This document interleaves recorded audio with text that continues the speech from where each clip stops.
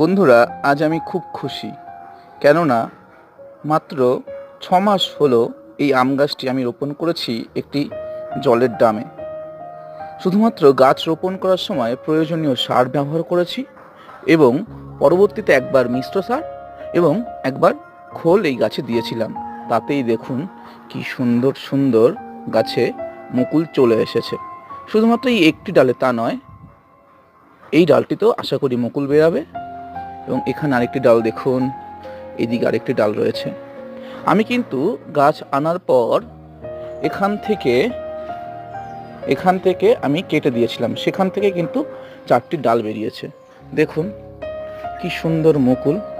এবার আমার কাজ হচ্ছে কিছুদিন পর এই মুকুলে কীটনাশক সার প্রয়োগ করা, যাতে ফলটা বা ফুলটা না ঝরে যায় এবং পোকার আক্রমণ না হয়।